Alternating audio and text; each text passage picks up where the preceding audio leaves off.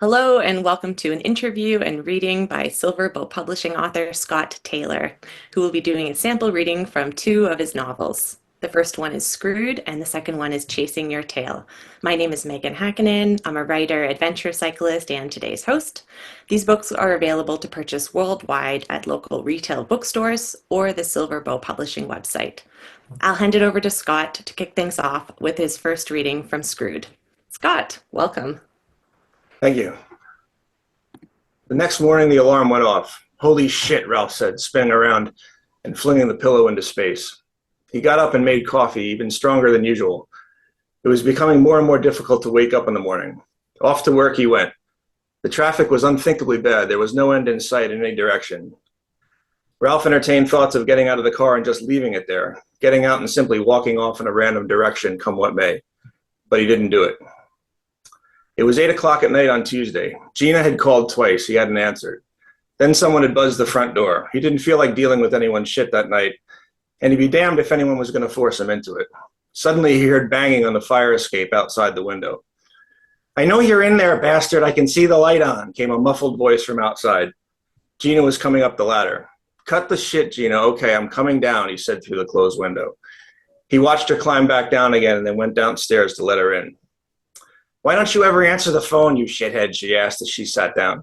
"Because then I'd have to talk to you," Ralph said, getting a beer. "Dude, why don't you ever get me one?" she whined at him. "Get it yourself," he said. She tried to kick him as he collapsed on the couch. "I got laid the other night," Gina said, smirking to herself and playing with her hair. "Good for you," Ralph said, trying to ignore her and watch TV. There was a movie on, some oldie about the CIA and Ruski spies or something. "He wasn't bad looking either, better looking than you at least," she said. Ralph glared at her over the top of the beer can. "Why are you here?" he asked. "Because I'm bored," Gina said. "What about the new boyfriend? Why don't you go bother him?" "He's not my boyfriend. All I said was I got laid." "So what's wrong with him?" "Nothing's wrong with him. Shut the fuck up." Thankfully, there was a lull in the conversation. It lasted about a minute and a half, which was pretty much the limit with Gina. "You guys are going to Willie's on Friday, right?" she asked. "Yes," Ralph replied. "Let me come with you," she said. "No," he said. "Come on, Ralph, I'll be good. I won't start any trouble or anything." "No, Gina." "Why not?" "Because you're a pain in the ass." "Come on, Ralph, don't be an asshole." Gina worked on him for another few days, calling him constantly to bug the shit out of him about it. Finally, he relented and said she could go with him. Gina let out a little yip of glee over the phone. On Friday night, they all piled into his car and drove over to the bar. Larry tripped on the door sill again as they went in. "I'm going to get you a seeing eye dog," Ralph said to him over his shoulder. "Gina, how you doing there?" asked Henry with a broad smile as they sat down. "Haven't seen you in here in a long time." "Yeah, I know, Henry. Asshole over here never lets me come. He's too good for me or something," Gina replied. Henry came over with the drinks.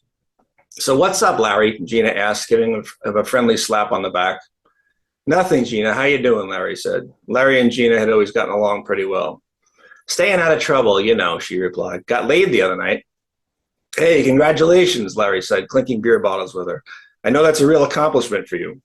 "Oh, fuck you," Gina said, laughing. Ralph was trying to stay out of the whole thing.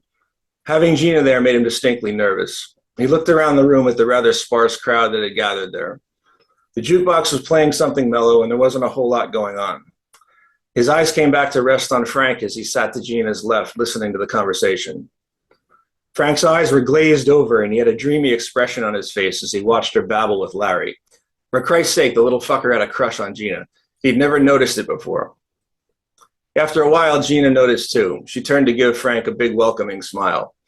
"Why can't you guys be gentlemen like your friend Frank over here?" she asked, basking in the attention and fixing him with a big, oily, come-hither look. Frank beamed. "Oh, Lord," Ralph thought, fidgeting around. "I'm going to puke if they keep this up." "Hey, I'm a gentleman too," Larry objected. "I just hide it better than he does." Ralph and Larry were back at Willie's again the next night, this time by themselves. "Fucking Frank has the hots for Gina," Ralph grumbled into his beer. "Yeah, I know," Larry said matter-of-factly, not bothering to look over. Ralph's eyes widened. He was taken aback. "You know?" "Everybody knows. He was staring there the entire 3 months you guys were dating. You're the only one who didn't know." "Did fucking Gina know?" Ralph stammered. "Dunno," Larry said. Ralph went back to his beer, stewing in his juices. "You gotta be shitting me," he said after a while.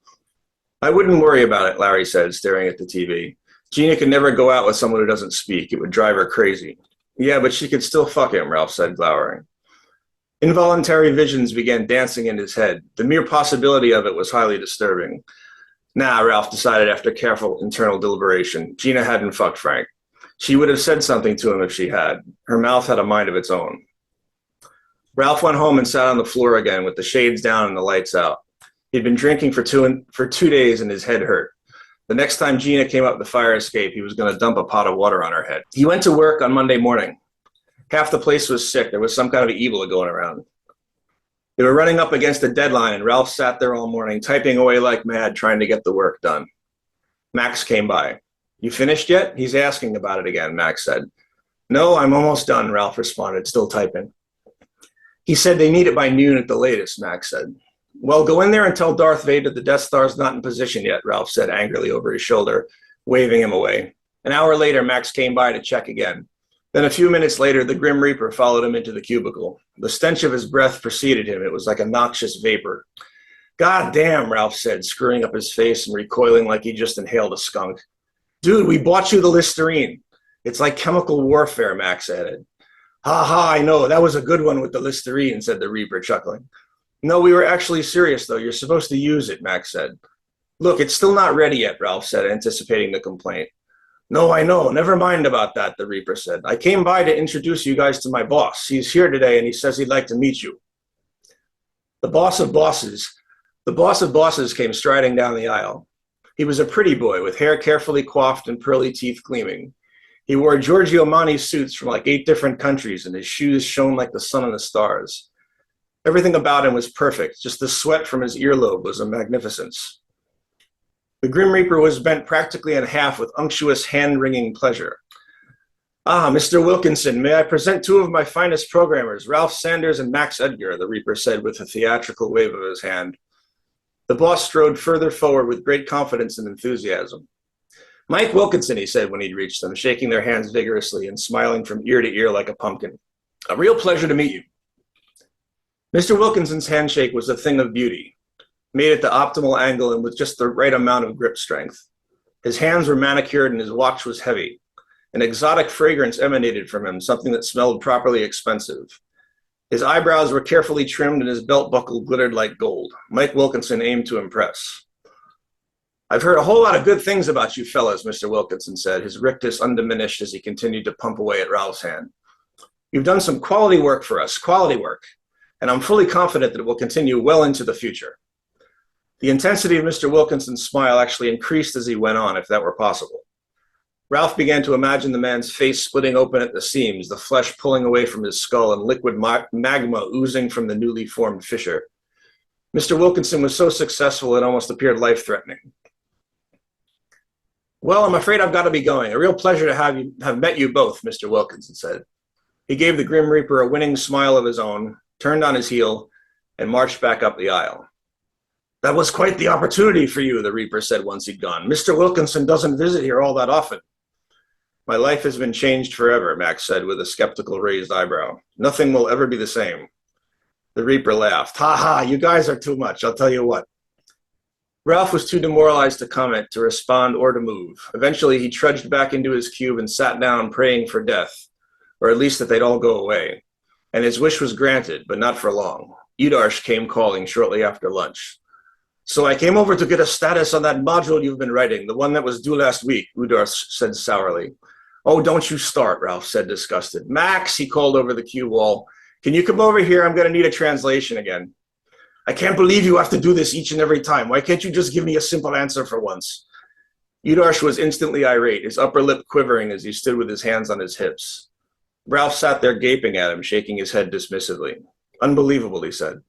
I don't know how you function. I mean, how do you order takeout? What if someone calls you on the phone when you're at home? Udarsh stared back, grinding his teeth and getting more frustrated by the second.